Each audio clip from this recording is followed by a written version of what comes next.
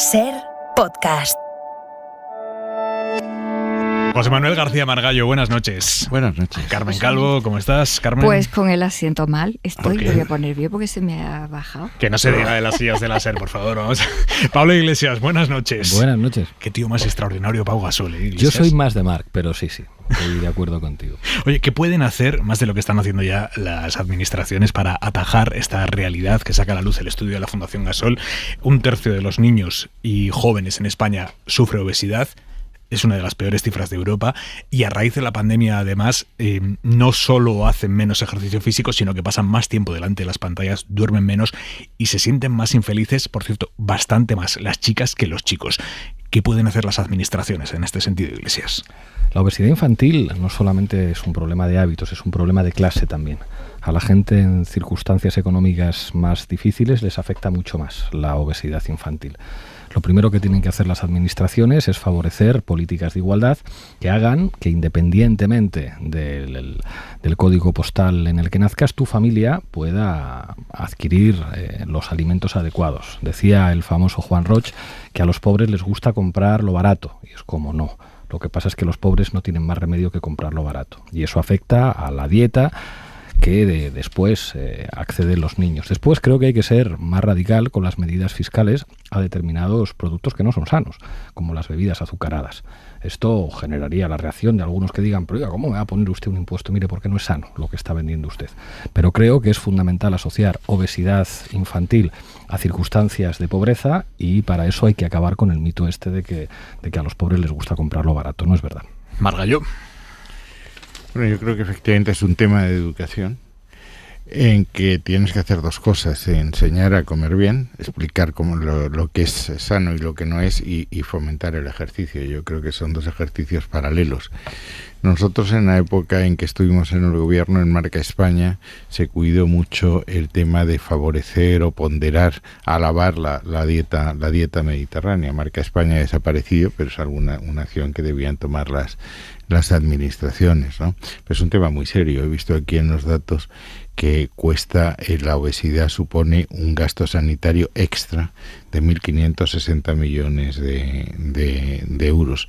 Yo el tema de la fiscalidad, si estamos hablando, como no puede ser de otra manera, de impuestos indirectos, es algo que corresponde a la Unión Europea. Es decir, si se quiere establecer un impuesto superior en el IVA o un impuesto especial, lo hay sobre bebidas refrescantes, etcétera, supongo que eso es algo que tendríamos que discurrir a nivel comunitario. Carmen Calvo. Pues yo creo que lo primero es que deberían de hacernos entender a todos, pequeños, mayores, que la comida, la alimentación tiene que ver directamente con la salud. Absolutamente.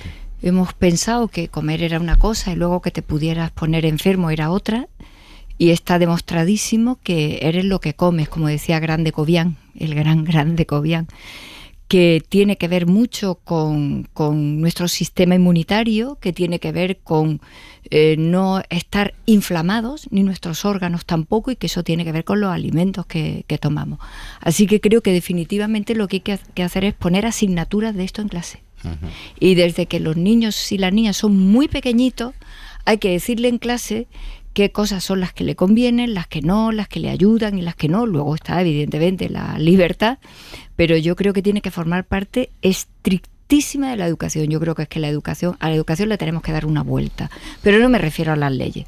De repente hay muchas informaciones que no necesitamos para nada y necesitamos construirnos de otra manera. Y luego, además de esto, yo creo que hay que derivar otro tipo de medicina, donde cuando vas a veces a la consulta y siempre estás esperando que te pase algo, que te den medicamento, hay veces que te tienen que decir, tiene usted que dejar de comer esto y tiene usted que comer esto, y te lo tienes que tomar en serio, porque de eso depende, bueno, pues tener un peso controlado y una salud controlada. Pero es que creo que forma parte de lo que ha descubierto la ciencia. La ciencia ha descubierto que enfermamos por lo que comemos y por lo que no comemos si necesitamos comer, y que esto es muy importante. Por ejemplo, beber agua. ¿Qué trabajo cuesta? Bueno, pues hay que beberla con disciplina. ya está, como otra cualquiera. Y yo creo que esto tiene que formar parte de la verdadera educación. Noche de Ágora en Hora 25 con Carmen Calvo, con José Manuel García Bargallo, con Pablo Iglesias. Vamos a entrar ahora mismo en el debate, empezando por la parece inminente reforma de la ley del solo sí es sí. ¿Hace falta cambiarla? Es una pregunta, ¿en qué, cómo, para qué? Lo vamos a debatir ahora, pero antes, el resto del día en 2 minutos. Isabel Villar. La inflación subió en enero con el fin de los descuentos a la gasolina y el diésel. Sí que noté que mi marido llenó el depósito por 110 euros. ¿A qué sí, cariño? 86 la última vez. Y eso fue aún habiendo la subvención. Un año atrás hacía una compra normalmente semanal de 68, 72 euros. Y ahora ando en los 200. Los precios aumentaron un 5,8% respecto al año anterior, según el INE, es una décima más que en diciembre. La bajada del IVA de los alimentos no ha sido suficiente para contener los precios. El juez de la Audiencia Nacional ha mandado a prisión provisional a Yassin Kanya, el atacante de Algeciras que mató a un sacristán e hirió a un sacerdote. Está acusado de terrorismo y ante el juez ha declarado que quería matar a todos los sacerdotes de la Iglesia y a los musulmanes que no siguen el Corán. Y en Israel termina el día Antony Blinken, secretario de Estado de Estados Unidos, en plena escalada de violencia en la zona, con una veintena de muertos la semana pasada. Blinken se ha reunido con Netanyahu. We continue to believe that the best way to achieve it is through preserving and then realizing the vision of two states. Y ha defendido preservar y hacer realidad la solución de los dos estados. Ha pedido a israelíes y palestinos medidas urgentes para rebajar la tensión. Y medios iraníes en el exilio están contando que el régimen ha condenado a 10 años de cárcel a 2 veinteañeros, un chico y una chica,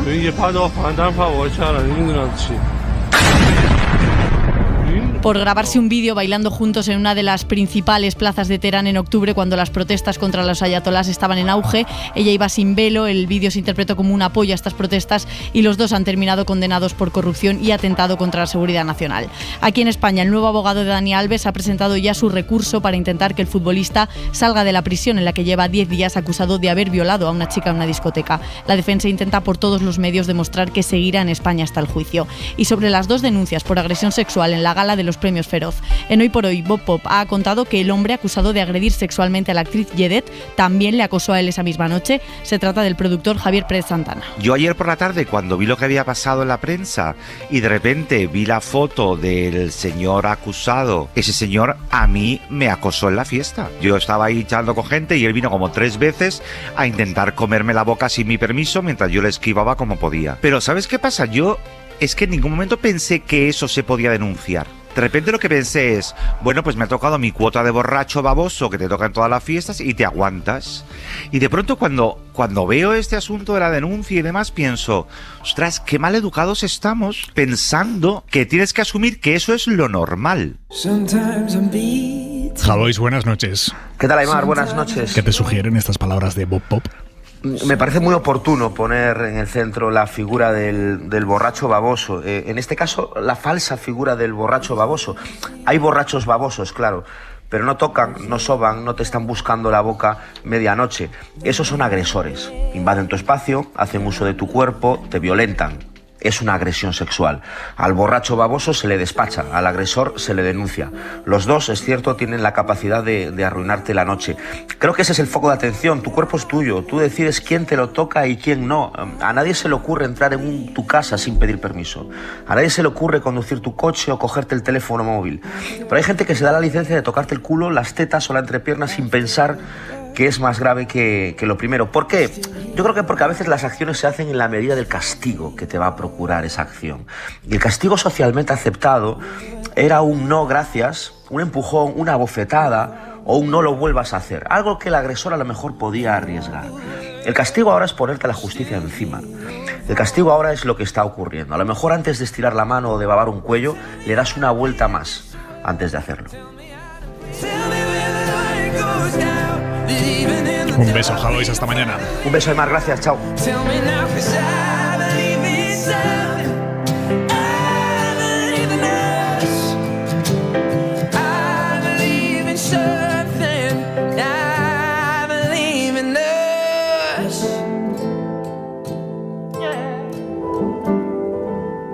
Hora 25. Aymar Bretos. Los ministerios del PSOE y de Unidas Podemos negocian cómo reformar la ley del solo sí es sí para, sin perder la esencia de la ley, sí que se eviten a futuro los efectos de esta norma que han propiciado más de 300 rebajas de condenas a agresores sexuales. Esta misma tarde Andalucía ha notificado de golpe más de 40. El gobierno es consciente de la erosión que le estaba generando esto, que le estaba generando el que se sucedieran estas excarcelaciones con algunos medios de comunicación, algunas páginas web, incluso con un contador, y de que ellos proyectaran la imagen, el gobierno proyectara la imagen de que se cerraba en banda a cualquier reforma, incluso aunque cualquier reforma que se haga ahora ya no va a frenar las rebajas de penas para quienes ya estén juzgados y estén condenados. Políticamente el gobierno necesitaba mandar ese mensaje. El propio Pedro Sánchez, el presidente Sánchez, ya dejó caer en una conversación con periodistas el día de la Constitución, el 6 de diciembre, que se abría a una reforma, pero es verdad que no habíamos vuelto a saber hasta ahora, hasta este fin de semana, que no solo se confirma que ha habido negociaciones dentro del gobierno durante este mes y pico, sino que hemos conocido, y la SER lo ha avanzado esta mañana, la propuesta concreta del Ministerio de Justicia para esta reforma, y esa propuesta pasa por volver a las penas anteriores a la ley del solo sí es sí cuando durante la violación haya violencia o intimidación. Esto es lo que propone el Ministerio de Justicia. El Ministerio de Igualdad dice que esto que plantea Justicia, primero dicen, es muy parecido a lo que planteó en su día el PP, y segundo, dice Igualdad, es cargarse el fondo de la ley porque implicaría volver a poner el foco en cuánto se resistió la mujer o en qué pruebas existen o dejan de existir de si hubo o no hubo violencia. Estas eran las posiciones esta mañana muy alejadas. El PSOE ha dicho: no vamos a seguir mareando la perdiz, vamos a registrar una proposición de ley para hacer este cambio que planteamos con o sin Unidas Podemos. Dicen en el PSOE, queremos negociarlo, queremos pactarlo, pero habrá reforma aunque no estén de acuerdo en el Ministerio de Igualdad. Ahí se abría una brecha en la coalición muy sensible en un tema absolutamente sensible. Y a última hora del día el Ministerio de Igualdad ha comparecido, sus principales responsables, y han explicado. Primero han explicado una cosa que es importante, que es que no se contempla el escenario de la división, así que habrá negociación. Y segundo, que en Igualdad se abren a una reforma de las penas mínimas. Un retoque, dicen, en las penas mínimas, pero insisten en que esto no implica aceptar lo que plantea el Ministerio de Justicia.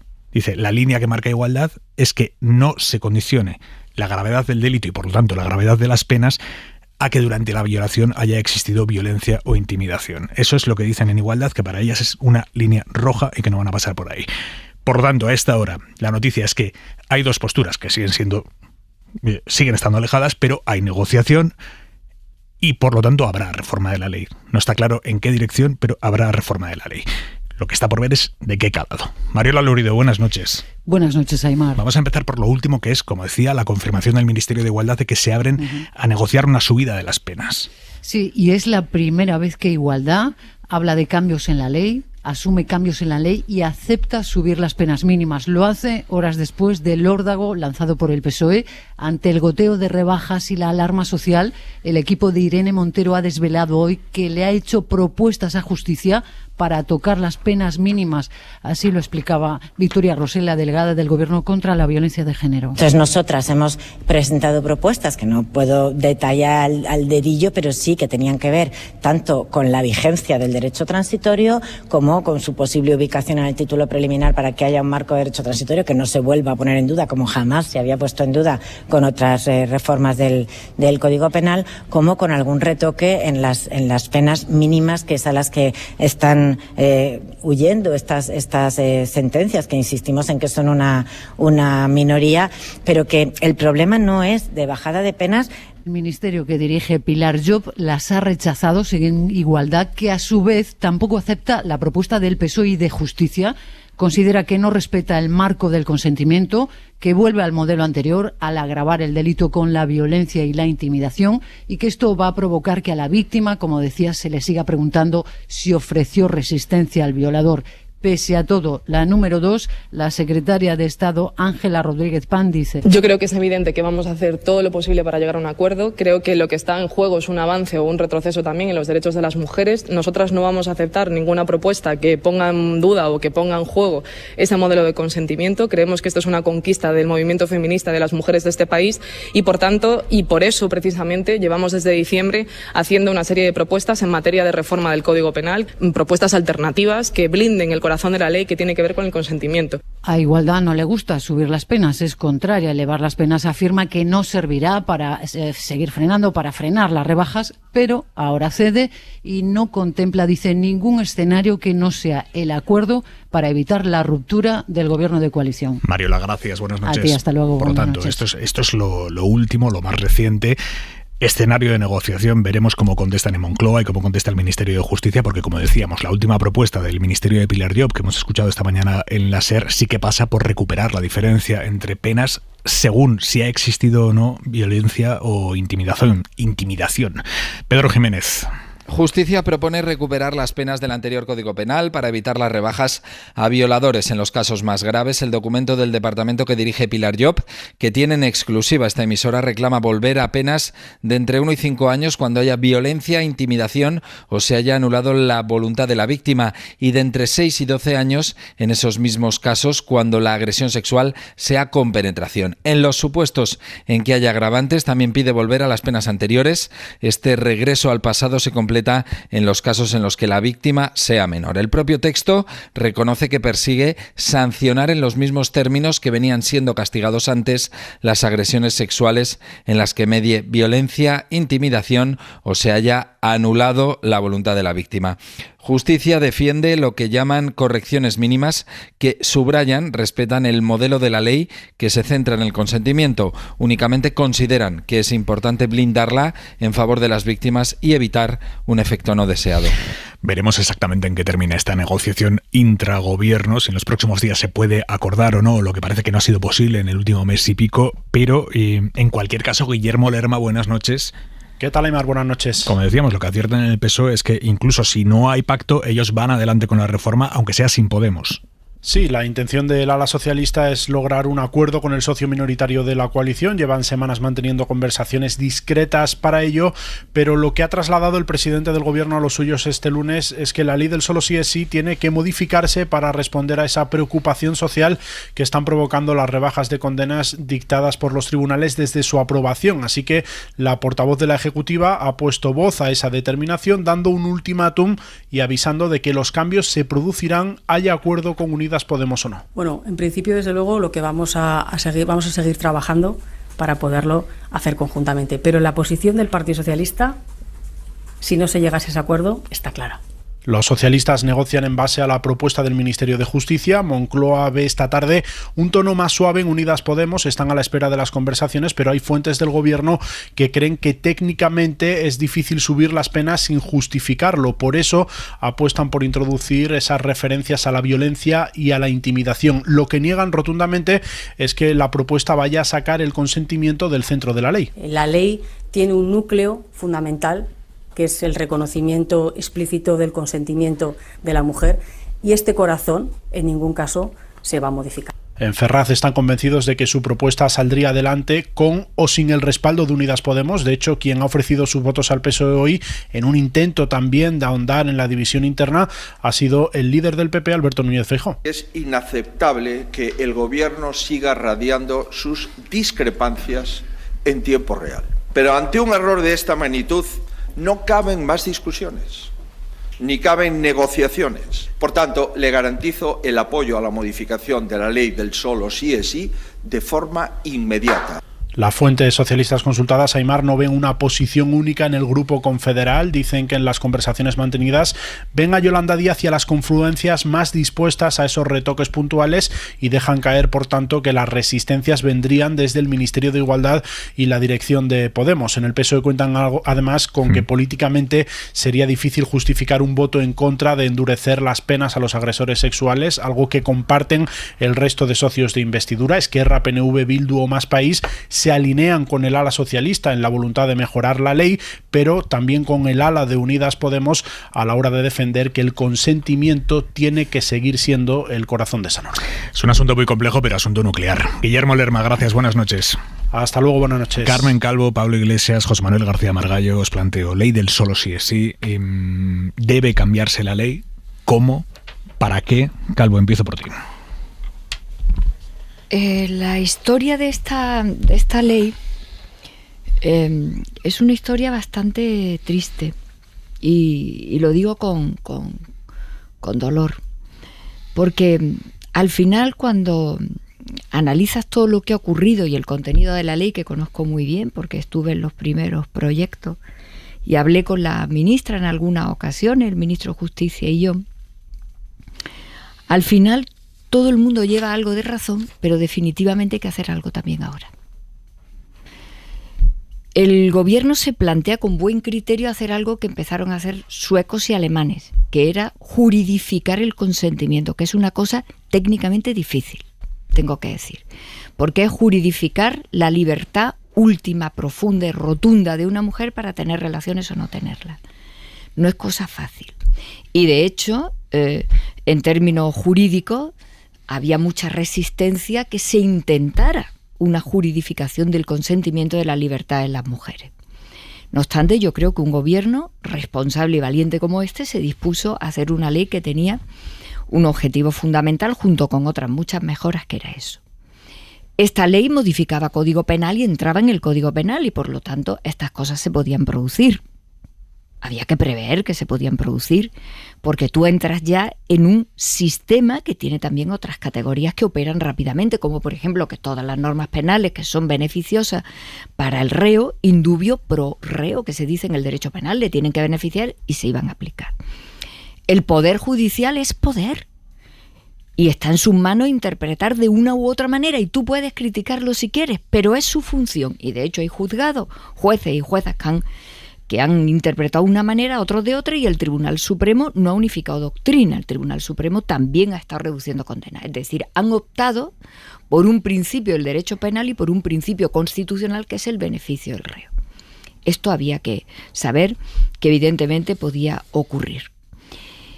La alarma, que es lo más importante, la sensación que tiene la gente de que se están reduciendo condenas, ha habido excarcelaciones y que esto no es posible. Entre otras razones no es posible porque al mismo tiempo hay un goteo continuo de agresiones sexuales, de violaciones a las mujeres, es decir, que no es un tema que esté aflojando, remitiendo y mejorando, sino todo lo contrario. El último informe de la Fiscalía General del Estado dice que se han repuntado los delitos sexuales desde hace ya bastantes años. Es decir, que no estamos en un marco de más respeto a las mujeres, de más consideración de sus libertades, que impera todavía un modelo predominante de sexualidad masculino frente al cual acaban ocurriendo las cosas que vemos. Por lo tanto, la alarma no es solo lo que está ocurriendo con la aplicación de la ley. La alarma es que hay un contexto en el que no vemos que esto vaya mejorando en la buena dirección. Llegado a ese extremo, es obvio que hay que hacer algo. No vale decir que no hay que hacer nada. Y ahora toca hacerlo con un punto de equilibrio, de sensibilidad política. Hay mucha nobleza cuando se rectifica, no pasa nada. La política se parece a la vida porque es vida. Y por otro lado, técnicamente es complicado porque, repito, juridificar el consentimiento no es fácil. Pero la modificación que ahora, a mi juicio, se tendría que plantear no deja de ser un clásico del derecho penal. Todos los delitos tienen agravantes según sus circunstancias. Todos. Y este no debería de ser menos. Y esa es la única manera en la que tenemos la posibilidad de blindar la libertad de la mujer, pero la existencia de grados en la situación. En relación a la violencia, en relación a la minoría de edad, en relación a las circunstancias. No sé por qué un delito tan grave como este va a estar al margen de cómo operan el resto de los delitos cuando hay agravantes, cuando hay circunstancias particularmente intensas que producen las máximas condenas de entrada para cualquiera jueza. Y aquí debería también de operar esto, de manera que las muchas ventajas que tiene esta ley, que es una buena ley para proteger la sexualidad y la libertad de las mujeres, se vea también reflejada en los casos gravísimos de violencia que no merma para nada que las mujeres tengan ni que defenderse, ni que no defenderse, que no tiene nada que ver con eso, que el modelo sueco consiguió equilibrar bastante bien condenas y agravantes con el consentimiento, y yo creo que nosotros con un poco de buena voluntad también lo podríamos conseguir. Iglesias, ¿cómo lo ves? Lo primero, quien dice que la propuesta del Ministerio de Justicia desplaza el consentimiento como eje de la ley no es el Ministerio de Igualdad, es la cadena SER. Esta mañana, en una noticia de Pedro Jiménez, se dice: Justicia propone volver a las penas anteriores a la ley del solo sí es sí cuando haya violencia o intimidación. La cadena SER ha tenido acceso a la propuesta del departamento de Pilar Llop, que rechaza igualdad porque considera que supone volver al sistema anterior y desplazar al consentimiento como eje de la ley. Si Pedro Sánchez pacta con el Partido Popular volver al modelo anterior de la ley, también en esta noticia se explica con muchísima claridad que en este caso la propuesta del PSOE y la propuesta del PP es prácticamente idéntica, no solamente estaría traicionando a las mujeres que se manifestaron en este país después de la sentencia de la Manada, estaría cometiendo uno de esos errores políticos de los que después se arrepentiría. Para que lo entienda todo el mundo, porque esto es muy complejo técnicamente, ¿qué supone volver al modelo anterior? Año 2007. 2 compañeros de trabajo de un Foster Hollywood salen a tomar unas copas tras la jornada. La víctima explica que en un momento dado el compañero le dice que es tarde y que la acompaña a la parada del autobús. La víctima es penetrada tras ser puesta contra una marquesina. La sentencia no observa la agresión sexual porque, aunque dijo que la dejara en paz y que no quería, después no reaccionó durante la penetración y no había lesiones en la exploración física. Los jueces, por lo tanto, no consideraron acreditado la falta del consentimiento. Esta es la legislación anterior a la que quiere volver Pedro Sánchez, y esto es ir contra el espíritu de la ley solo sí es sí, que con la legislación anterior una mujer parece que tenía que cerrar las piernas fuertes y llegar a un juzgado, a una comisaría con heridas, porque si no los jueces consideran que si no se ha resistido no ha sido violada. Eso es lo que salieron a decir millones de mujeres en este país después de la sentencia de la Manada, cuando un señor con toga se atrevió a decir que apreciaba jolgorio y placer en una muchacha que fue violada por un grupo de energúmenos. Y esto es lo que implicaría que el Partido Socialista pactara esto con el Partido Popular. Creo que es un poco arrogante decir: o aceptas lo que digo yo o esto va a salir sí o sí porque lo tengo pactado con Feijóo. Creo que eso no es leal en el marco de un gobierno de coalición. ¿Qué es lo que ha pasado? Porque hace un mes Pedro Sánchez se sentía públicamente orgulloso de esta ley. Decía que le encantaba. Lo que ha pasado lo has explicado tú aquí muy bien. Hay medios de comunicación que tienen un contador. Lo que ha ocurrido es presión de la derecha mediática. Y un presidente del gobierno tiene que tener la altura política suficiente para mantener su palabra a pesar de la presión mediática de la derecha y de la ultraderecha. No es verdad que la ley solo sí es sí rebaje las penas. Lo que ocurre es que hay muchos jueces que no aplican los agravantes. Hay un agravante de parentesco, que implica que de repente un juez, si resulta que el agresor es su pareja o su expareja, no aplica ese agravante de parentesco. Hay un agravante de superioridad que muchos jueces no aplican, lo va a entender todo el mundo. Seguro que hay papás y mamás de niñas adolescentes escuchando la SER. Si un profesor obliga a una niña de 15 años a practicarle una felación y un juez no aplica el agravante de superioridad, ese juez está actuando contra el derecho. Y alguien dirá: ¿están actuando los jueces contra esta ley? Cuando el gobierno de Zapatero hace 19 años hizo la ley de violencia de género, hubo 200 jueces que presentaron cuestiones de inconstitucionalidad.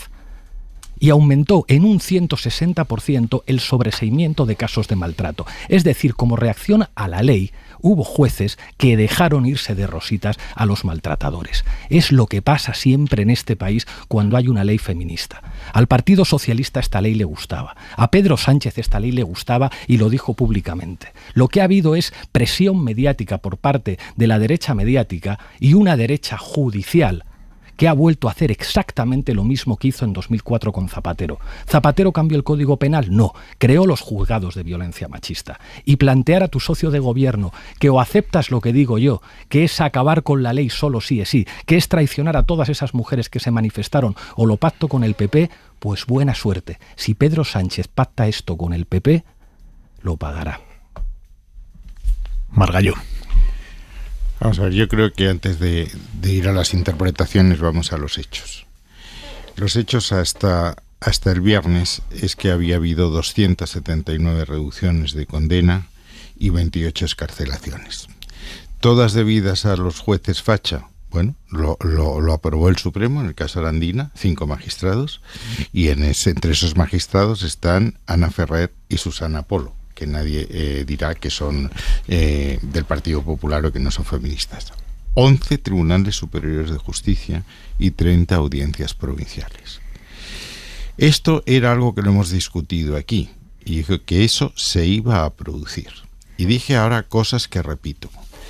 La ley nacía tarada porque se faltaba el procedimiento y porque el contenido era erróneo. Si ha faltado el procedimiento, según mis informes, es que hay, como todos hemos discutido, cuando un anteproyecto de ley pasa a ser proyecto de ley, antes hay una serie de informes que son obligatorios, son preceptivos, aunque no sean vinculantes. Mis datos dicen que 22 de los 71 informes avisaban que esto se iba a producir. Y entre esos informes estaba el Consejo del Poder Judicial, el Consejo Fiscal, el Consejo de Estado, la Agencia de Protección de Datos, prácticamente todo el mundo. Y había 17 consejos emitidos por los organismos que tienen que ver con la lucha para proteger a las mujeres. El problema es que ninguno de esos informes de los organismos consultivos a los que obligatoriamente hay que pedir su opinión, y esos informes se incluyeron en la memoria que obligatoriamente tiene que acompañar a un proyecto de ley para que los diputados sepan de qué están hablando. Se sabía que esto se iba a producir, lo discutimos aquí. Hay un problema de contenido al que aludió Carmen Calvo y que yo dije que viene del derecho romano, dice indubio pro reo, es decir, que es el artículo 2 del Código Penal, que no admite interpretación. Dice que las leyes que tengan beneficios para el reo se aplicarán, aunque la sentencia sea firme y se esté cumpliendo condena. Eso no admitía interpretación y se ha interpretado así en todos los códigos penales. Lo chocante de este tema, y yo creo que la responsabilidad no es solo del Ministerio de Igualdad, para ser justos. El anteproyecto tiene que tener un informe de los servicios jurídicos, pasa a la Comisión de Secretarios de Estado y Subsecretarios, que Carmen conoce muy bien, en que se debate esto antes de mandarlo al Consejo de Ministros, y pasa al Consejo de Ministros, donde hay sentadas 3 jueces. Había sentadas 3 jueces cuando esto se aprobó. Y se advirtió que esto iba a pasar, y ha pasado. Ahora queremos decir que todo es problema de todos los jueces de este país, conservadores y progresistas, que han aplicado el artículo 2 del Código Penal, como el Código Penal dice y como se ha interpretado toda la vida de Dios. ¿A quién favorece, a quién perjudica esto? Que eso ya es el análisis político. Yo creo honradamente que este tararí que se ha montado en el Partido Socialista perjudica a la ministra de Igualdad, que era una probable candidata de Podemos, y beneficia a Pedro Sánchez porque allana el camino a Yolanda Díaz, eliminándole alguna de sus competidoras, pero eso ya es interpretación. Lo que no es interpretación es el procedimiento que se siguió en la ley y lo que el artículo 2 del Código Penal dice, confirmado, insisto, por el Tribunal Supremo, por todos, por 11 tribunales superiores de justicia y por 30 audiencias provinciales. Esto estaba cantado, y aquí lo discutimos aquí. Se me rebatió diciendo, ya verá el que interpreta es el Supremo, ya verás cómo el Supremo va a decir lo que no ha dicho. Los juristas decimos, cuando tenemos una situación complicada en la que hay que decidir, siempre decimos que lo más importante es la ponderación de bienes. Estamos delante de algo que tenemos que ponderar, y ponderar es elegir. Aquí lo más importante ahora mismo es el mensaje para la sociedad, que tiene una doble dirección. Por un lado, yo lo decía antes, es noble rectificar y mejorar las cosas. No pasa absolutamente nada. Es lo que una sociedad sana también espera de sus políticos y espera de sus instituciones. Y otro mensaje importante es que en todos los bienes que se pueden estar jugando en este momento, algunos muy técnicos, muy jurídicos y otros políticos, lo único importante es el mensaje de que nuestro Código Penal tiene las alertas suficientes puestas como para que las condenas de este tipo de delitos sean suficientemente importantes. Y eso es lo que importa. Y si eso lo vota A, B, C o D, tengo la sensación de que no es importante.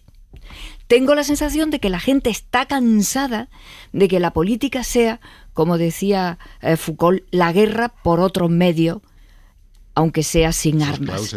Sí, no, y Foucault decía, la guerra por otros medios. Así que a mí me resulta bastante importante en este caso que la decisión que imagino que estarán negociando se ponga en lo alto de la mesa de un Parlamento que sea capaz de votarlo. Ya está. Hay temas en los que la política no puede ser la cotidiana tiene que elevar la altura de mira. Y me parece que el presidente tiene mucha altura de miras en este momento, después de la situación que hemos vivido y después de la situación que estas modificaciones normativas han tenido también en otros países que han sido también muy complicadas, cuando en un determinado momento dice hay que hacer una modificación que nos permita ver también los grados de circunstancias de este delito, porque los delitos tienen grados, repito, y flaco favor se nos hace a las mujeres cuando de repente se pretende hacer unas defensas cerradas y trufadas de casuística y de cosas que pueden quedar muy bien, pero que están muy lejos de lo que en este momento las mujeres también necesitamos con una ley de esta naturaleza. Ya está. Y entonces me parece que eso es bastante más serio que intentar decir, la ley de Zapatero, yo estaba en ese gobierno. Y no es lo mismo tener cuestiones de inconstitucionalidad con una ley que vino a alterar el sujeto jurídico universal que era sujeto jurídico masculino, que aquello fue una transformación tremenda de toda la dogmática jurídica. O sea, el derecho siempre funcionaba con un sujeto abstracto, cuando sabíamos perfectamente que era un hombre.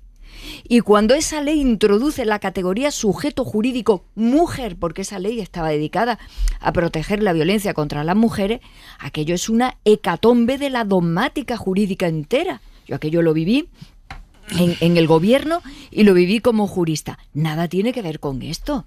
Las cuestiones de inconstitucionalidad iban dirigidas a cómo categorizar la aplicación de aquella ley. No tiene nada que ver con la aplicación del derecho penal, rebajando condenas y escarcelando gente que alarma evidentemente. A ver, la pregunta es, no está por encima de todos nosotros, de todos los ministerios del gobierno que nos gobierna, de todos nosotros que estamos aquí en este momento discutiendo, debatiendo, no está por encima de todos nosotros encontrar una salida sin que nadie, a mí no me parece bien, Pablo, que tú digas que es que el Partido Socialista opina lo mismo que el Partido Popular, un partido que nunca nos ha acompañado en las leyes de igualdad, nosotros que hemos hecho muchas. Eso es rigurosamente falso. ¿Quién dice que estamos retrocediendo a la posición en donde a la mujer se le exigen resistencia de ningún tipo? Es que eso no es verdad.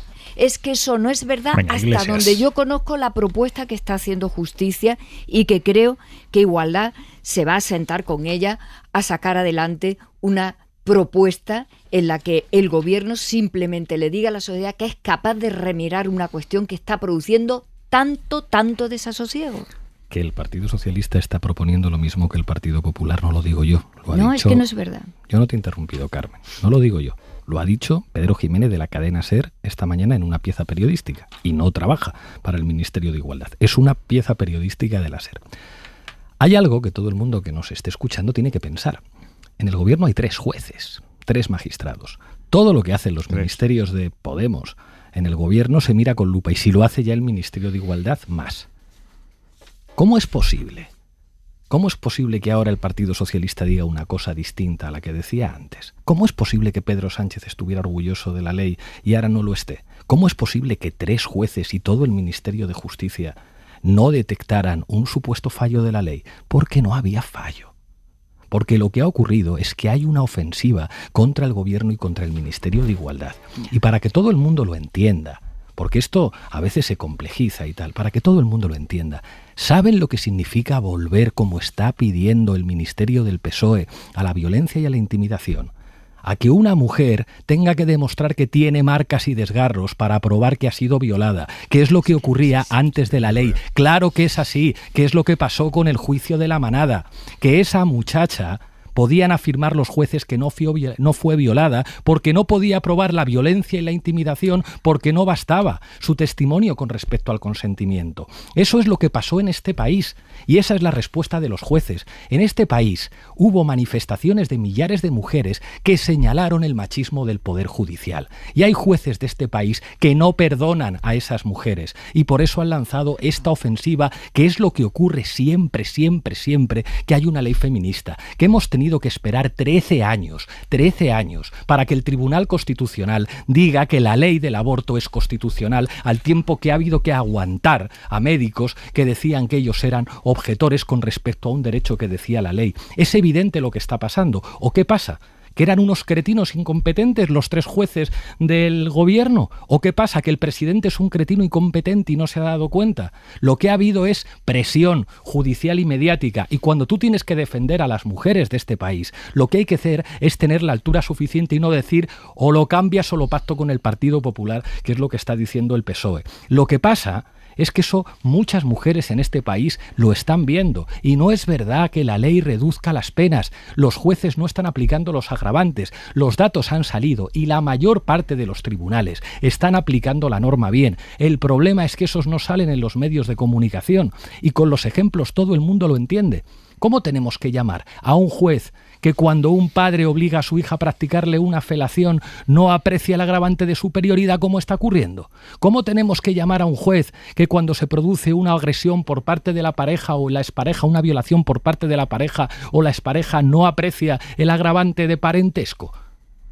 Eso es gravísimo y eso hay que decirlo, y creo que hay momentos en los que hay que resistir la presión de una derecha que utiliza todo tipo de malas artes para vengarse de esas movilizaciones que molestaron a muchos jueces de derechas por lo que les estaban diciendo millares de mujeres jóvenes en este país. Margallo. Vamos a ver, todos los magistrados, incluidas las 2 magistradas del Supremo, deben ser fachas y que están en contra de que las mujeres se liberen. Los 11 tribunales superiores de justicia, que son plurales, por tanto no sé qué número de magistrados, todos son fachas. Y los jueces que tienen 30 audiencias provinciales, todos son fachas. Y el artículo 2 del Código Penal no dice lo que dice. Mire, y que no ha hecho nada el Partido Popular. El Partido Popular fue quien llevó a ratificación el Convenio de Estambul en 2014. Y el Partido Popular fue el que firmó con todos los partidos de la Cámara, menos Podemos, el Pacto de Estado contra la Violencia de Género. Y el Partido Popular es el que tomó medidas para apostar por la conciliación, para la eliminación de la brecha salarial, medidas para un plan integral de lucha contra la trata de mujeres y niños. Decir que el Partido Popular no ha hecho nada es rigurosamente falso. Si ustedes tienen conflictos conyugales dentro del partido, resuélvanlo entre ustedes, pero no nos llamen a nosotros. Y nosotros, por supuesto, que cualquier medida que beneficie a las mujeres, la vamos a apoyar, lo proponga quien lo proponga. Y la corrección de la ley, ¿a quién beneficia?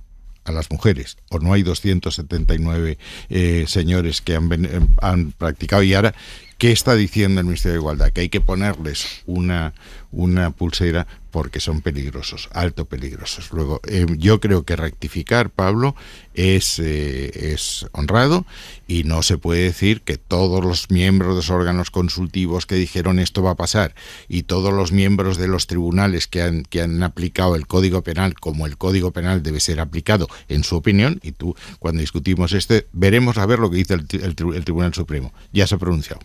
Ahora, como se ha pronunciado, es que son fachas. Y la culpa la tiene la cadena SER, por una vez que no coincide con vuestros intereses, y sabe Dios quién más. Pablo, yo creo que el presidente Sánchez, que te nombró vicepresidente del gobierno, vicepresidente segundo del gobierno, no puede ser un cretino. Y los 3 jueces, ¿verdad? Entonces, ¿qué ha pasado, Carmen? Pues no puede ser un cretino. No puede ser un cretino quien acordó contigo, como líder que era de aquella formación, la novedad tan extraordinaria, interesante y tan positiva para este país por los acontecimientos que luego han seguido, estarás de acuerdo conmigo, para formar Carmen, un gobierno. No me interrumpas bien. Tú tampoco a mí, sí. No me interrumpas tú tampoco a mí. Sí, así que no puede ser un cretino. Sí, pero quiero aclarar una cosa. Parece que estás dando a entender que yo he llamado cretino a alguien, y lo que digo es que es imposible que el presidente y 3 jueces del gobierno sean cretinos. Venga, Calvo. Para empezar, porque he dicho al inicio de esta noche que rectificar forma parte de la nobleza. Está rectificando todo el gobierno. Forma parte de la humildad con la que hay que estar en las cosas y en la vida. Todo el gobierno, los 2 partidos que lo componen. Yo creo que sería bueno que el tuyo también lo hiciera. Segundo, no se puede seguir sosteniendo que lo que estamos planteando es volver al modelo anterior. No es honrado decir eso. Por lo menos no es honrado decírselo en este momento a nuestros oyentes. Porque la ley tiene tantas novedades jurídicas tan extraordinariamente interesantes y defendibles que cuando nos situamos exclusivamente en blindar el consentimiento, las circunstancias de un posible delito y las condenas de un delito que se pudiera cometer, están absolutamente en la antípoda de lo que eran los viejos delitos tipificados. No es honesto decir esto tampoco, ni política, ni cívica, ni técnicamente hablando. No es honesto. Me parece que hoy es una noche donde deberíamos elevarnos un poco, porque si queremos hacer un favor al Estado de Derecho de este país, a la modificación penal que tenemos en lo alto de la mesa debatiendo, y sobre todo a blindar mejor la novedad que supone que las mujeres tengamos la libertad impoluta de nuestra vida sexual, conviene que nos amarremos un poquito las cosas. Y no me parece justo que lo despachemos diciendo ¿qué pasa? ¿Que mi partido está de acuerdo con los exabruptos intolerables del magistrado de la manada? ¿Estamos planteando eso? No, por favor. ¿Estamos planteando que mi partido no tiene pedigrí más que suficiente después de haberse echado en lo alto todas las leyes de igualdad hasta ahora? No, por Dios, el pacto de Estado lo hicimos con vosotros y forzamos nosotros mucho más la máquina.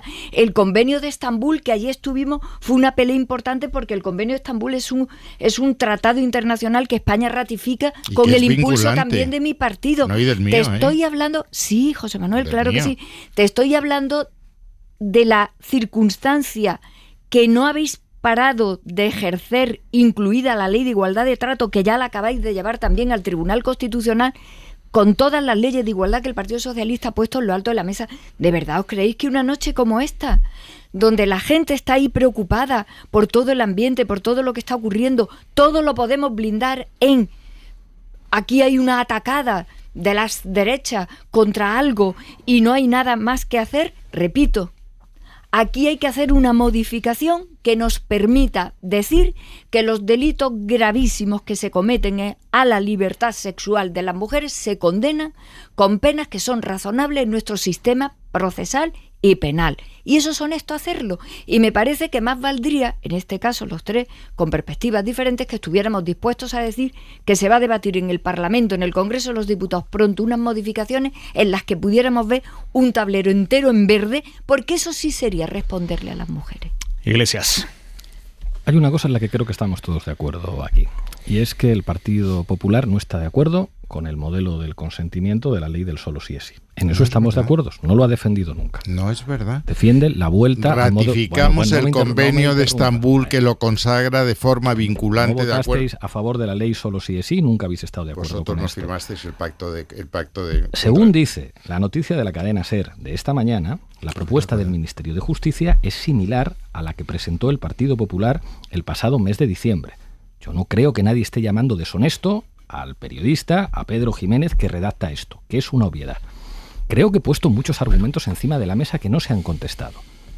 Si la ley no estaba bien, ¿cómo es posible que 3 jueces del ala socialista no se dieran cuenta y que el Ministerio de Justicia no se diera cuenta y que Pedro Sánchez elogiara públicamente la ley? Claro que la ley estaba bien porque ninguno de estos 3 magistrados del gobierno es cretino y porque el presidente del gobierno no es cretino. Lo que ha ocurrido es otra cosa bien diferente. ¿Qué es lo que representa volver a la violencia y a la intimidación? Y esto es que es así.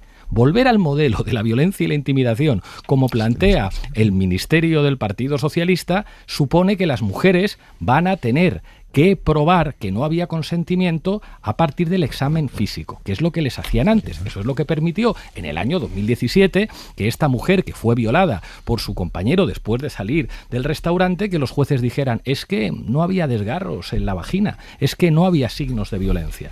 Eso es lo que permitió la polémica sentencia del juicio contra la manada. Esto es lo que corrige la ley del solo sí es sí. Y hay quien dice, no, es que rebaja las penas. No rebaja las penas. Si es que introduce agravantes que los jueces no están aplicando. Y alguien dirá, ¿cómo se puede obligar a los jueces a aplicarlos? Pero si incluso los que plantean la reforma saben que es muy difícil obligar a los jueces a que hagan determinadas cosas. Lo que se puede hacer es lo que está proponiendo el Ministerio de Igualdad, que no es muy distinto a lo que hizo el gobierno de Zapatero hace 19 años, cuando recibió una respuesta de la derecha judicial equivalente. Y sobre todo, si había tanto problema, que alguien responda a la pregunta, ¿cómo no se dieron cuenta 3 magistrados? ¿Cómo no se dio cuenta el presidente del gobierno? Porque no son cretinos, ¿verdad? O alguien Pues muy les- fácil, alguien pues les- muy fácil. El ministro de Justicia y yo nos opusimos a este texto. Ah, amiga, que todos eran críticos Nos opusimos menos a esta... tú y el No, ministro de no, no, Justicia. no, Aquí no, lo no, no. tenemos. Porque Aquí yo, lo tenemos. yo salí del gobierno y el segundo Aquí ya borrador que llega al esto Consejo es, de esto Ministros, es lo que yo quería. yo ya no tengo ningún tipo de control. Los dos hacemos objeciones clarísimas a esto. ¿Y sabes qué ocurre, Pablo? Que en un gobierno se respeta también la autonomía de un ministro. Cuando dice mi ley es esta, se respetó a la ministra de Igualdad cuando dijo mi ley es esta. Cuando Justicia, que tenía que intervenir, y el propio ministro, yo me acuerdo de unas declaraciones que hiciste contra ese Carmen, ministro. para que yo lo entienda. Yo me acuerdo, no, si tú lo entiendes todo estupendamente. Mira, a ese ministro le dijiste tú en público, formando parte del mismo gobierno, que era un machista redomado, a Juan Carlos Campos. Que saquen el corte.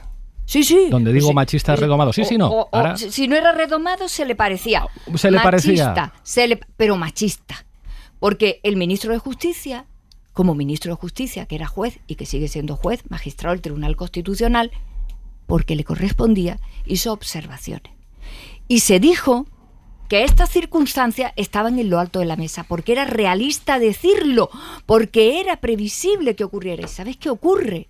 Que se respeta a una ministra cuando una ministra dice, esta es mi ley, en estas condiciones la quiero sacar, creo firmemente en mi ley y finalmente, y tú has estado en Consejo de Ministros, yo he estado muchos años en Consejo de Ministros, hay un último minuto y un último momento en el que se dice, si el ministro o la ministra tira para adelante con su proyecto porque cree en ello, es quien lo trae, quien lo tiene que defender, quien lo tiene que sacar adelante, quien tiene que encontrar apoyo, y se hizo respeto de esta situación. ¿Qué hace ahora el presidente del gobierno? Lo que le toca hacer. Y te repito, está rectificando el gobierno entero. Y está bien que lo haga. Carmen, ¿a quién expresasteis vuestra oposición? O sea, ¿la trasladasteis Bueno, a mí me tocaba al hacerlo presidente con del todas las gobierno? leyes. A mí me tocaba hacerlo con todas las leyes. Daba igual que fuera la de pesca, la del sí es sí, como la de educación, me daba igual, la de ciencia. A mí me tocaba hacer observaciones técnicas. Las observaciones políticas no me correspondían a mí. Yo a todas las leyes decía, por ejemplo, esto de las comunidades autónomas lo tienes que quitar porque si no tenemos un problema de inconstitucionalidad. Cuestiones técnicas. El ministro de Justicia remite un informe diciendo que con el juego de entrada en los mecanismos de acción del Código Penal, estas cosas pueden ocurrir. Yo me dirijo, que era mi obligación en aquel momento, lo hacía todos los días con todos los ministerios, no tenía nada de excepcional. Le digo al ministro, pasa las observaciones para que podamos dirigirnos al ministerio, a sus secretarías de Estado para funcionar. ¿Qué ocurrió? Bueno, pues la ministra se hacía cargo de su proyecto porque creía en su proyecto como sigue creyendo. Y a mí me parece... ¿Qué os dijo el presidente del gobierno cuando le trasladasteis esa oposición? Es que con estas cosas no se le trasladan al presidente continuamente. El presidente sabe que están trabajando los ministerios, que se están haciendo las coordinaciones y que en la Comisión General se están haciendo los debates. El presidente tiene con buen criterio, y yo he estado bajo la batuta de 3 presidentes, 1 autonómico y 2 nacionales, tienen casi siempre como buen criterio, si el ministro o la ministra creen en su ley, la traen como quiere, las observaciones que se hacen no son, en fin, de estas de bulto mayor, que ya es que la ve todo el mundo, hay que dejar al ministro o a la ministra que tiren con su ley, porque eso es, en eso consiste también la responsabilidad de cada ministro y ministra. Pero se ha hablado de esto en la prensa, y recuerdo perfectamente como el ministro decía, esto está aquí planteado. Esto ocurre. Y luego ya en el borrador último, que había ya evidentemente en otro gobierno distinto, allí no estaba el borrador último que llega, yo evidentemente ese borrador ya lo desconozco, pero en esos primeros momentos, que yo lo recuerdo porque además dijimos, ¿por qué vamos tan rápido con esta ley? No podemos ir con más calma. No podemos ir con un poco más de calma, que estamos tocando cosas importantes.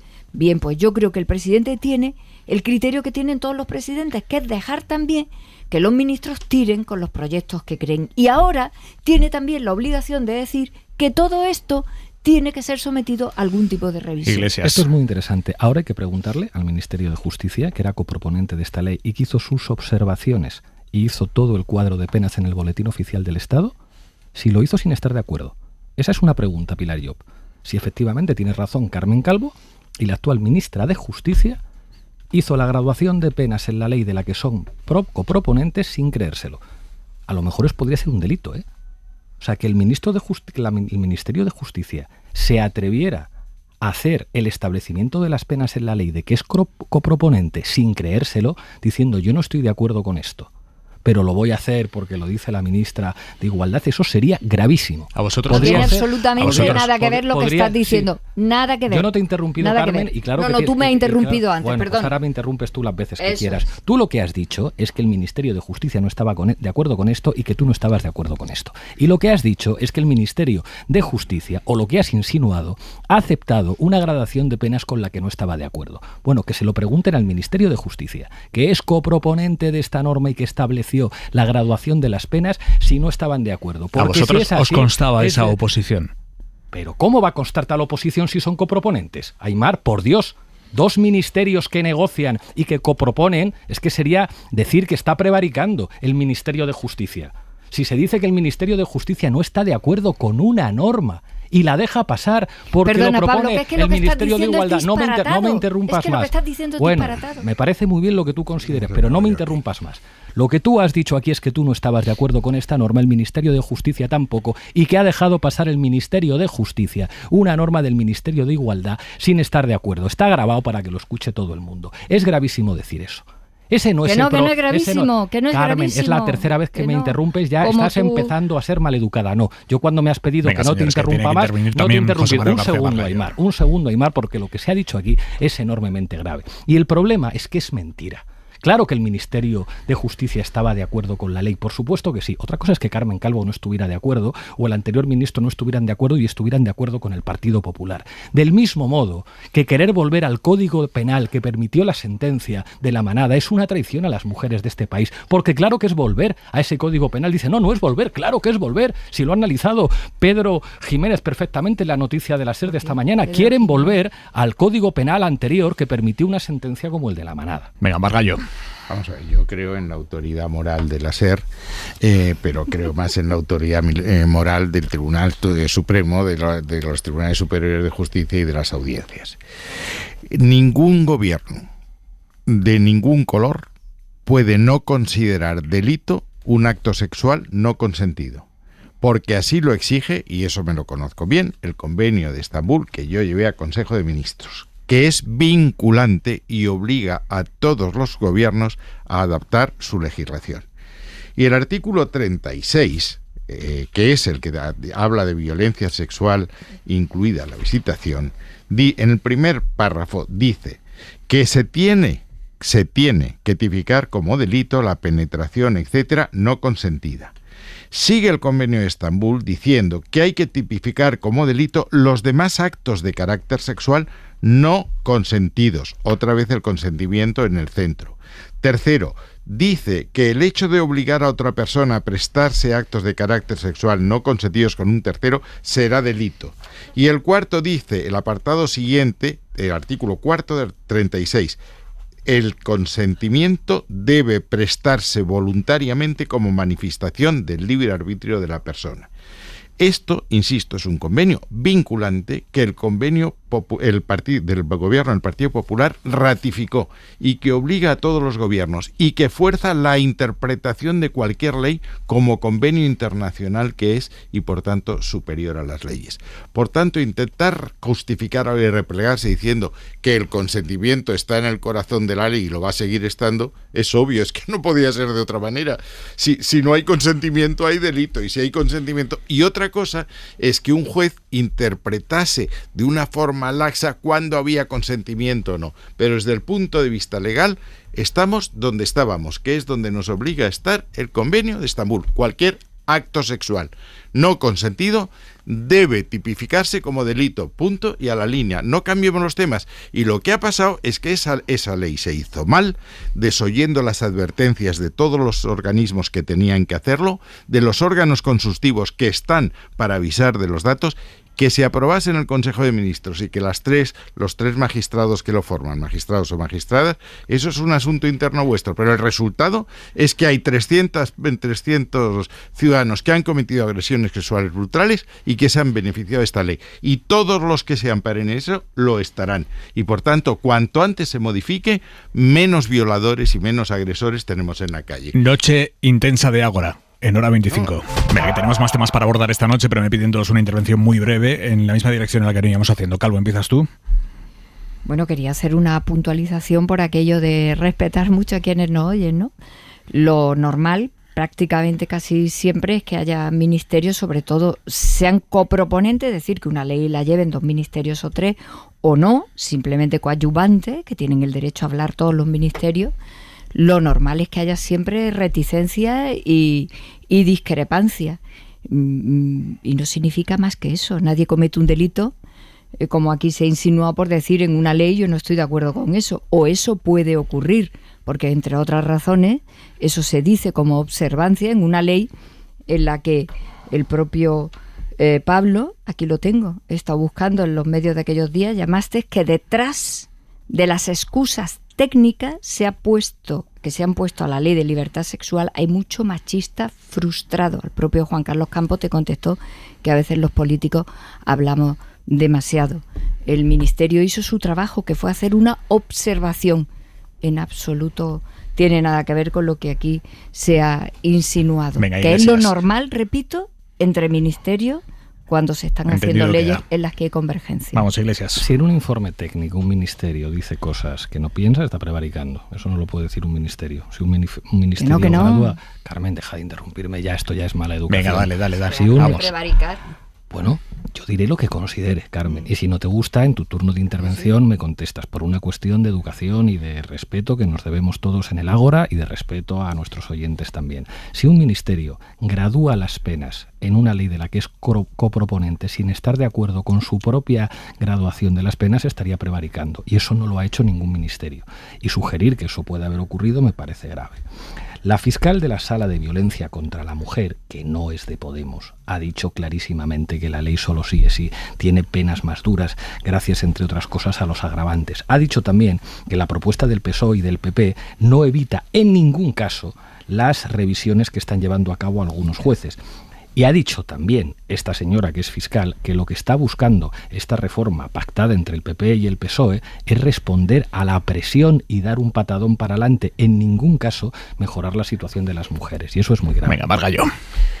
Vamos a ver, la fiscal tiene una opinión y en derecho hay opiniones para todos los gustos, pero contra esa opinión está el Tribunal Supremo con 5 magistrados, con 2 magistradas, está 17 tribunales superiores de justicia y 30 audiencias provinciales, que también vienen fiscales que han dicho exactamente lo contrario. Aquí lo que queda por responder es si es verdad o no es verdad que los informes que eran desfavorables y que advertían de lo que iba a pasar y que por desgracia ha pasado, que eran 22 de 71, de órganos tan importantes, repito, el Consejo de Estado, el Consejo del Poder Judicial, el Consejo Fiscal, la Agencia de Protección de Datos, ¿se escucharon o no se escucharon? Y más importante, ¿se incorporaron o no a la memoria que debe llevar que debe llevar una ley obligatoriamente? Si no, estamos en una irregularidad administrativa para aplicar Corintios 13. Lo que ha dicho hoy, yo si hubiese sido tú, hubiese destacado lo que ha dicho el ministro Bolaños. El ministro Bolaños ha dicho que esta vez van a tocar el tema con seriedad, con sensibilidad y consultando a catedráticos y expertos que no saben. Si yo leo esto al contrario, quiere decir que es que lo anterior se hizo sin seriedad, sin sensibilidad y con personas que no sabían hacer con un canuto en derecho. Eso sí que me parece ofensivo. Y no es prevaricación, pero es ofensivo. Venga, vamos allá. Tenemos 2 noticias esta noche. La primera, le acaban de preguntar los periodistas a Joe Biden, el presidente de Estados Unidos, si su país va a mandar a Ucrania los caza F-16 que está pidiendo Zelensky, y Biden ha dicho que no. Noticia de esta noche, Biden se niega, dice que no, Estados Unidos no va a mandar esos cazas que está pidiendo Ucrania. Y segunda noticia de esta noche, esta ya aquí en España. La COE confirma que mañana va a dejar plantados al gobierno y a los sindicatos y no va a acudir a la reunión convocada por el Ministerio de Trabajo para negociar la subida del salario mínimo.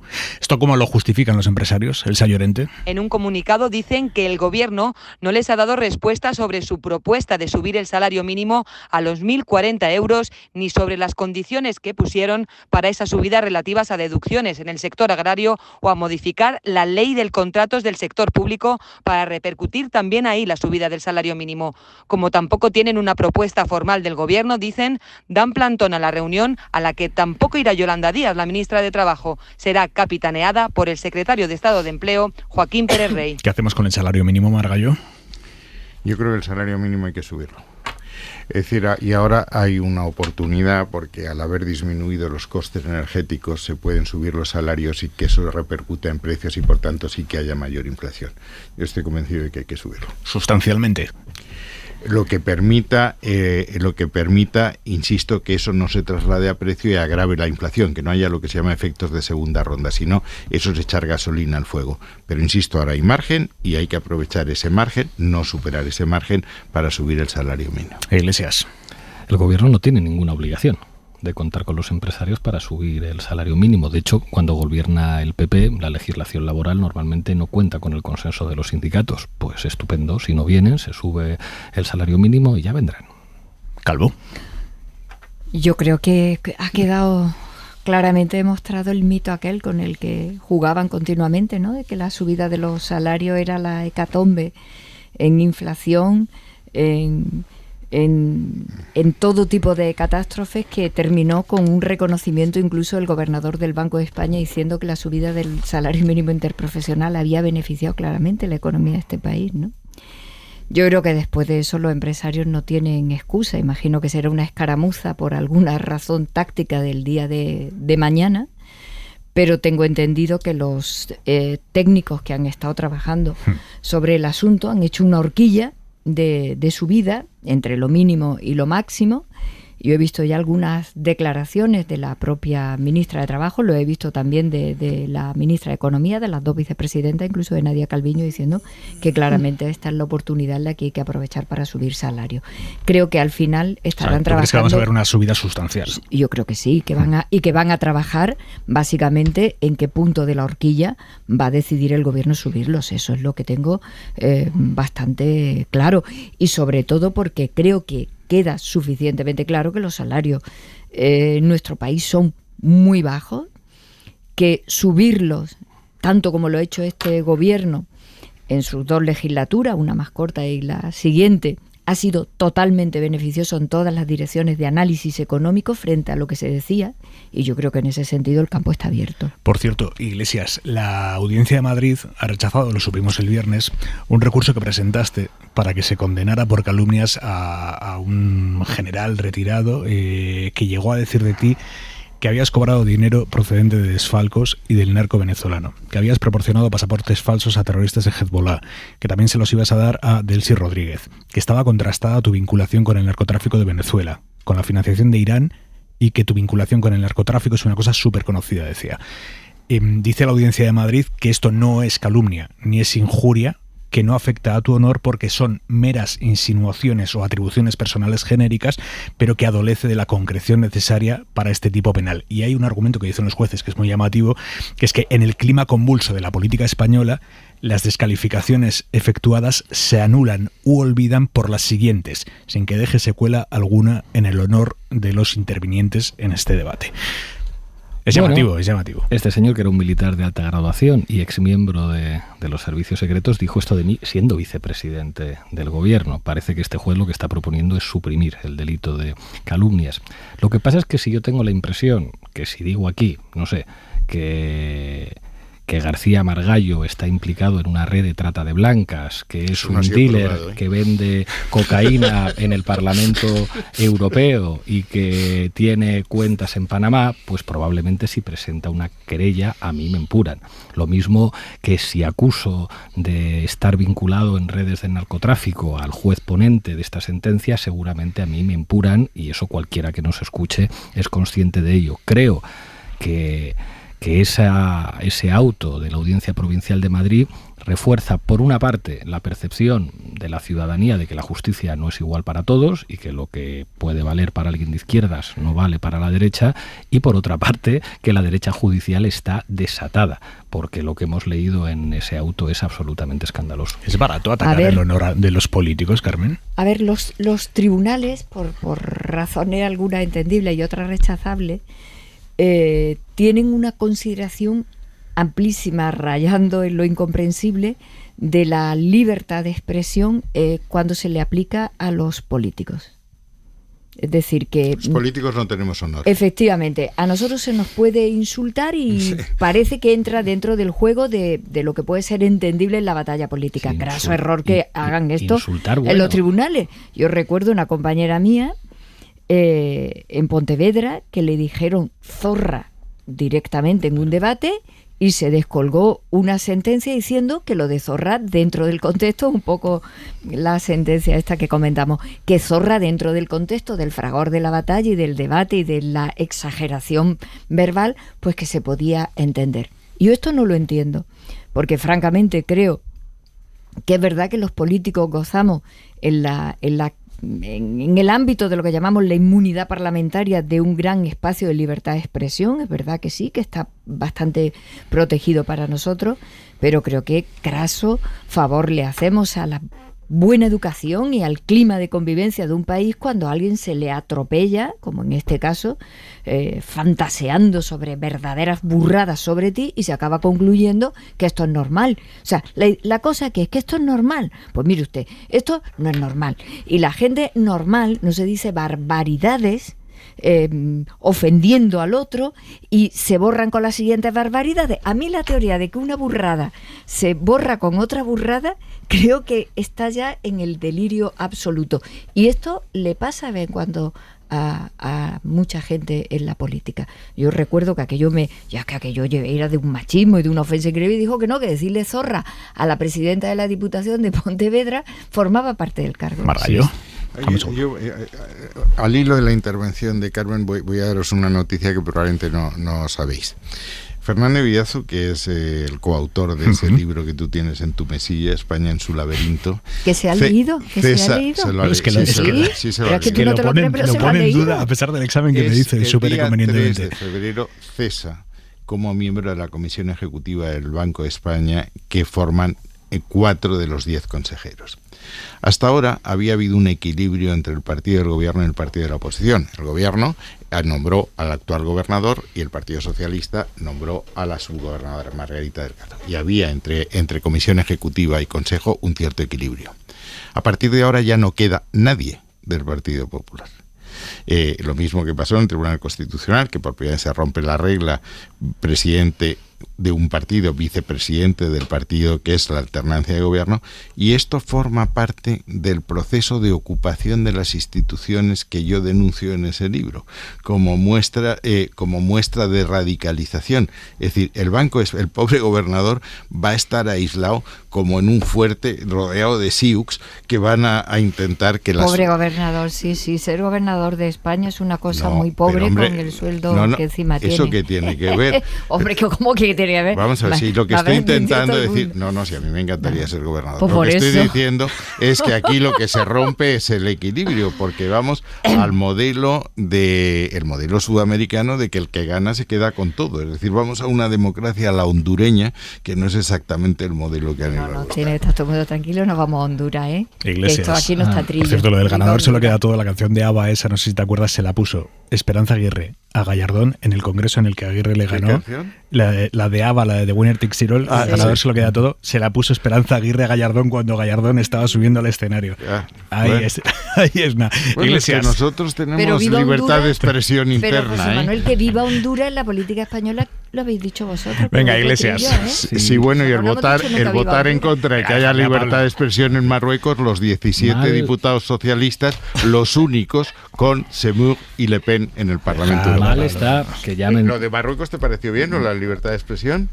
Mal está llamar zorra a la presidenta de la Diputación de Pontevedra, y mal está insultar, pero en este caso hablamos de una imputación de delitos no por parte de un chalao, hablamos de una imputación de delitos por parte de un militar de alta graduación que ha sido miembro de los servicios de inteligencia, una imputación de delitos graves. Y en este caso, lo más grave es lo que está haciendo el juez.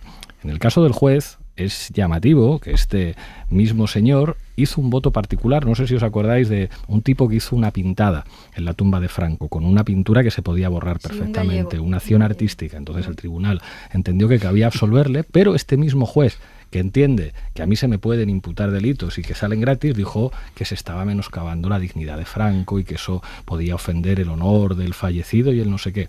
Es un franquista. Y en este país hay jueces franquistas que utilizan el derecho para defender su ideología y eso es muy grave. O sea, que confirmas que a los de Hezbollah pasaportes no les existen, a los de Hezbollah. No les di, a lo mejor ahora por decirle franquista me empuran a mí y dicen, no se le puede llamar franquista a este señor tan de derecha. Punto y 25. Soledad Gallego Díaz.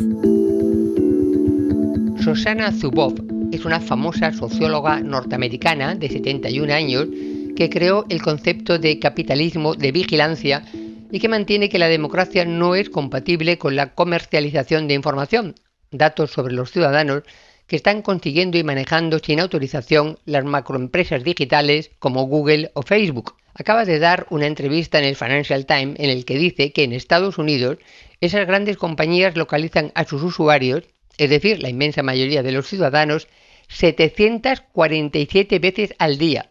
Es decir, que pueden saber exactamente qué están haciendo casi minuto a minuto. En Europa, gracias a que se ha intentado controlar esa vigilancia, solo lo hacen, entre comillas, 376 veces al día. Puede parecer una tontería de puro insuficiente, pero no lo es.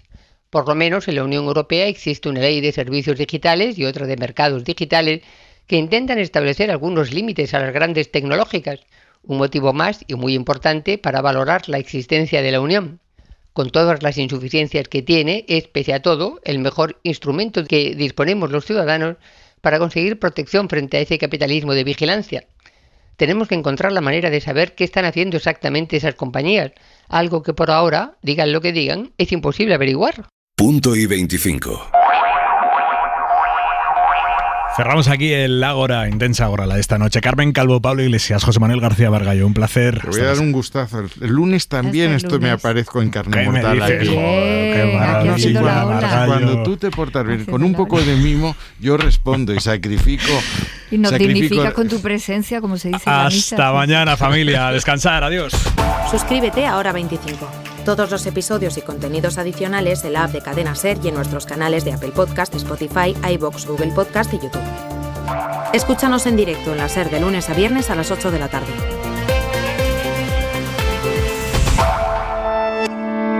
Cadena SER. La radio.